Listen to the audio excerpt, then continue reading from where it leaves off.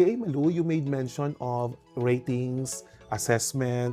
Okay, we will be conducting this to the RBSEM cell, no, for cooperatives engaged in lending. How is the assessment done? Okay, so medyo technical siya, Sir John, pero as much as I can laymanize the term. So, anong gagawin ng examiner pag nagpunta siya doon sa co-op? Titingnan lang niya, i-verify niya yung kanyang preliminary risk assessment. So, identified na doon yung type and quantity of risk. Meron naman yung formula, hindi mahihirapan kasi naka-formula na siya, i-input mo na lang doon. And then, ang titingnan mo ngayon, dahil identified yung type of risk and then the quantity of risk, ang titingnan mo ngayon is, kumusta naman ang quality ng risk management system ng co-op?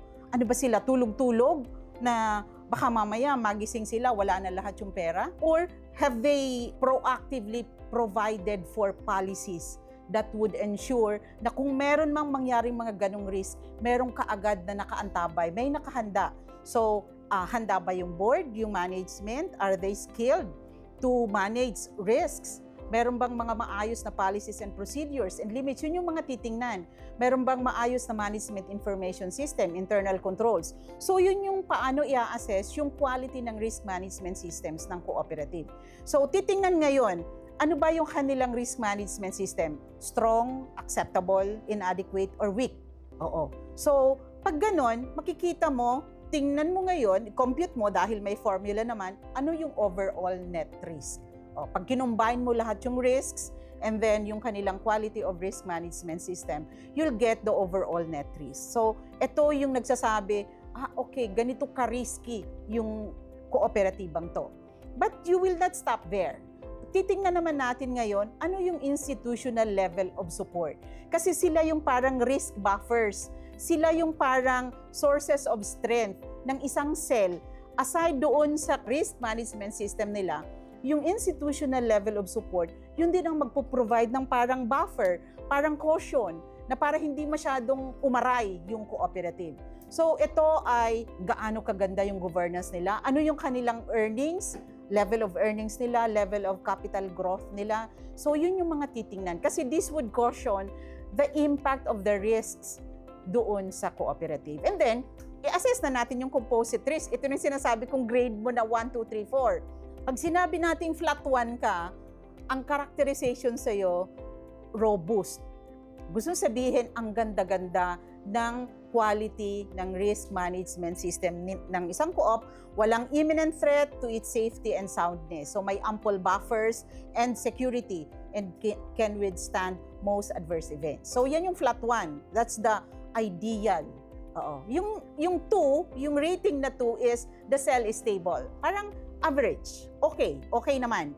Pero hindi siya exemplary. So, pag 2 ang yung composite risk rating, the risks are adequately managed across the cooperative. So, kung may branches yan or kung may iba-ibang negosyo yan, it is adequately managed. So, yung supervisory concerns within the ability of the board and management to address. Okay. So, kung 3, the cell is vulnerable. Oo, marupok. Oo, kung sa mga tao, vulnerable sa risks because risks are not adequately managed in the cell. The supervisory concerns are beyond the capacity of the management and the leadership. And dahil beyond their capacity, so hindi ka agad nabibigyan ng concern at lumalala. Oo. So, yung kaninang buffers, na sana kung may magandang institutional level of support, wala rin yun. Kaya talagang very, very vulnerable. And pag nagpatuloy yung ganon, maybe the start of the downfall ng cooperative. Kaya magandang na-assess ka agad. Kasi pag nakita mong vulnerable ka, kailangang double time, triple time yung pag-aayos mo ng iyong risk management systems at pagkakapacitate mo ng mga tao. And yung fourth na grade, yung kanyang adjectival rating is distressed. Because the risks are not well managed, the board and the management are facing increasing constraints in effectively addressing the risk areas. Kailangan yung immediate and sustained corrective action. Pag nasa 4 yung composite risk rating mo, even yung CDA, mas close ang supervision. Kasi kailangan niyang i-ensure na yung mga corrective actions ay kaagad-agad nagagawa at nasusustain. Kasi otherwise, posible siyang maging reason, sabi ko nga, downfall ng cooperative. So, yun, 1, 2, 3, 4. The higher your composed rating is, the riskier your operation is. So, are we saying, DA Malu, normally we do annual inspection for our cooperatives. So, for this year, for large and billionaire cooperatives, the inspection tool that we will be using is the RB SEMCEL.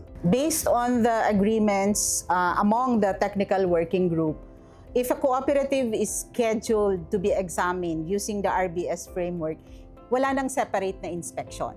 Because compliance with the law, regulations, and administrative issuances is already incorporated. Na may inspection ka pa, may examination ka pa. Kasi ang tindi na nga nung RBS, yung risk-based supervision. Are there any sanctions or penalties if cooperatives fail in the RB SEMCEL program?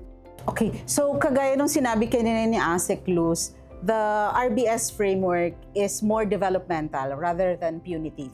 So, walang pass or fail dito.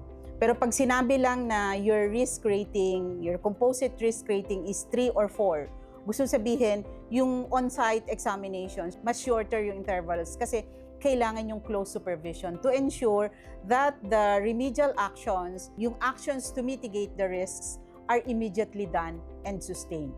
So, walang sanction.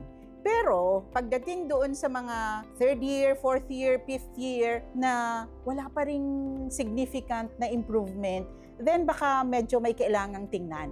And eventually, on the 7th year, hindi pa rin nila inabot yung minimum, yung fair na rating. Baka it's about time to consider merger with another stable cooperative, or maybe the CDA can already evaluate or assess if the certificate of registration can be revoked. So dun pa lang, on the 7th year, kaya they will be given enough time ayusin yung kanilang risk management systems, ayusin yung i-capacitate yung mga tao na nag-handle ng mga ito. When we say sanctions or penalties, yung dun sa risk rating, ano yun? Developmental.